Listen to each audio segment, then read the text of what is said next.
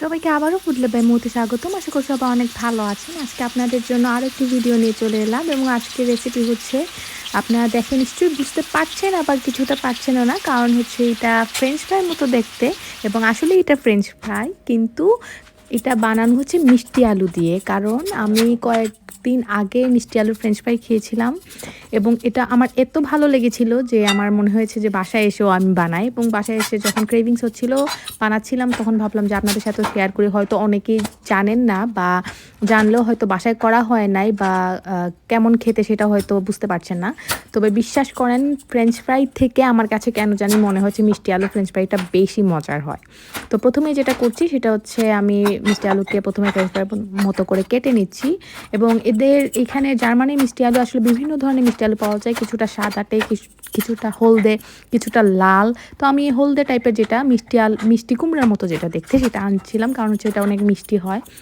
তো আমি প্রথমে একটু ফ্রেঞ্চ ফ্রাইয়ের মতো চিকন চিকন করে কেটে নিচ্ছি।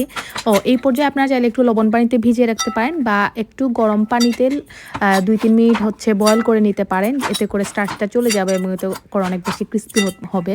তো আমি আসলে তাড়াহুড়া করছিলাম এবং আমার আসলে অত সময়ও ছিল না, তার জন্য আমি গরম পানিতে বা কিছুতে করিনি, জাস্ট একটু লবণ পানিতে আমি ভিজিয়ে রেখেছিলাম বা ধুয়ে নিয়েছিলাম। তো তার জন্য আমার আসলে, আমি ফাও কথাবার্তা বলবো না, আমার ফ্রেঞ্চ ফ্রাইগুলো আসলে দোকানের মতো অতটাও ক্রিস্পি হয় নাই, কিন্তু তারপরেও অনেক মজা হয়েছিল। এবং আপনারা চেষ্টা করবেন যে খুব ভালো মতো একটু 2-4 মিনিট সেদ্ধ করে তারপরে পানিটা শুকিয়ে নিতে, এতে করে অনেক বেশি মুচমুচে হবে। আমি তাড়াহুড়োর জন্য করতে পারি নাই, তবে নেক্সট টাইম হয়তো প্রপারলি আবার দেখাবো। তো এই হচ্ছে গিয়ে, আমি জাস্ট ট্রাই করছিলাম বাসায় আসলে যে কেমন হয়। তো আমার খুবই ভালো লেগেছে, এর জন্য ভাবলাম যে আরেকবার ট্রাই করবো, আপনাদের সাথে শেয়ার করব। তো এখন অল্প একটু আমি ময়দা ছিটিয়ে নিচ্ছি। এটা কিন্তু বেশি দেওয়া যাবে না, এতে করে পাকোড়া টাইপের হয়ে যাবে। একটু জাস্ট কোটিংয়ের মতো হালকা একটা লেয়ার পড়বে, এবং আমি জাস্ট অল্প অল্প ছিটিয়ে ছিটিয়ে চারদিকে লাগাচ্ছি। এবং পানি থাকা যাবে না, পানি থাকলে কিন্তু এটা আঠালো আঠালো হয়ে যাবে। আপনারা দেখে নিশ্চয়ই বুঝতে পারছেন যে এটা খুব শুকনা শুকনা ভাব থাকবে। এবং আমার শেষ, আমি আর কিছু অ্যাড করব না। এবং এই পর্যায়ে আমি ডুবো তেলে, আপনার চাইলে এয়ার ফ্রায়ার বা ওভেনও বেক করে নিতে পারেন, কোনো সমস্যা নেই। তবে আমার এয়ার ফ্রায়ার নাই, এবং আমার মনে হচ্ছিলো যে প্রপারলি ভেজেই খাবো। আসলে সব দিন তো আর হেলদি খাওয়া যায় না, মাঝে মধ্যে একটু খাওয়া লাগে। তো আমি এখন ডুবো তেলে আসলে আমি সবগুলো ফ্রেঞ্চ ফ্রাই দিয়ে, সবগুলো দেওয়া যাবে না, অল্প অল্প করে দিচ্ছি। যেহেতু আমি বলেছিলাম যে আমার একটু তাড়াহুড়া ছিল, তার জন্য আমি খুব তাড়াহুড়া করছিলাম, যতটুকু পারা যায় ততটুকু দিয়ে দেওয়ার চেষ্টা করছি। তবে আপনারা চাইলে আস্তে ধীরে ভাজতে পারেন, এবং আঁচ থাকবে মিডিয়াম লো আঁচে। কারণ এতে করে ভেতর থেকে, যেহেতু আমি সেদ্ধ করি নাই, ভেতর থেকে কাঁচা ভাবটা যেন না থাকে, খুব ভালো মতো প্রপারলি সেদ্ধ হয়। তার জন্য যেরকম দেখতে পাচ্ছেন বাবলস উঠবে, ঠিক ওরকম হিটটা থাকবে, খুব বেশি হিট থাকবে না, এতে করে পুড়ে যেতে পারে বাইরের অংশ এবং ভেতর অংশ কাঁচা থাকবে।